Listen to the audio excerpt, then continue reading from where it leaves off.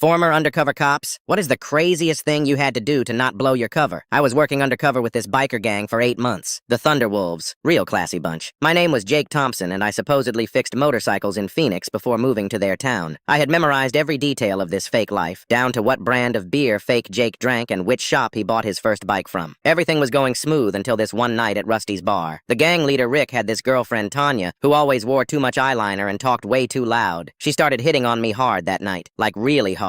Touching my arm, laughing at everything I said, even though I wasn't being funny at all. I thought she was just drunk and being flirty. Rick was right there playing pool, so I figured he didn't care. But then Rick slammed his pool stick down and walked over. My heart started pounding because I thought he was gonna beat the crap out of me. Instead, he shoved me in the shoulder and said something I'll never forget. "If you want her, you better take her out on a date tomorrow night. Show me you're loyal to this family." What the hell kind of loyalty test was that? If I said no, they'd think I was some kind of cop who was too scared to get involved. If I said yes, God knows where this would go. I had about 3 seconds to decide. "Sure thing, Rick. Tomorrow night sounds good." The words came out before I could stop them. So there I was the next night, picking up Tanya in my beat-up Honda that I'd bought for this operation. She climbed in wearing this short black dress and way too much perfume. The whole gang was watching from the parking lot like it was some kind of show. We went to Murphy's Dive Bar, which was this gross place with sticky floors and a broken jukebox. Perfect for fake Jake Thompson. But Tanya kept asking me all these personal questions. "Where exactly in Phoenix did you grow up? What was your first dog's name? How did you get that scar on your knuckle?" I had to remember every single detail of my fake backstory. Thank God I'd practiced this stuff a million times. The scar was from fixing a bike chain when I was 17. My first dog was a mutt named Diesel. I grew up on the east side near the airport. Then things got really weird. Tanya reached into her purse and pulled out this little silver pocket knife. She started tracing it along my arm, not cutting, but definitely threatening. Her eyes got all intense and she whispered, "If you're a cop, I'll cut you right here in this bar." I laughed like it was the funniest joke I'd ever heard. "A cop? Tanya, have you seen my rap sheet? I got arrested for bar fights 3 times in Phoenix." That was all part of my fake background that the department had set up. She kept staring at me for like 30 seconds. Then she smiled and put the knife away. But the worst part was when she leaned in to kiss me. Right as her lips were about to touch mine, Rick walked into the bar. I thought I was dead. This was it. Gang leader catches undercover cop kissing his girlfriend. Instead, Rick started laughing his ass off. He walked over and slapped me on the back so hard I almost fell off my stool. "He's one of us now, boys. He's not scared of anything." That's when I realized the whole thing was a test. They wanted to see if I would go through with it, if I would risk pissing off the gang leader for a girl. It was their twisted way of checking if I was really loyal, or if I was too much of a rule follower to fit in. The operation went on for 3 more months after that. We finally took down the whole gang for weapons trafficking. They had been selling stolen guns to dealers in 5 different states. When they arrested everyone, I had to testify in court. The day of Rick's sentencing, Tanya was sitting in the front row. When she saw me in my police uniform, she lost it completely. She started screaming that I was a lying piece of garbage. She spit right in my face in front of the judge and everyone.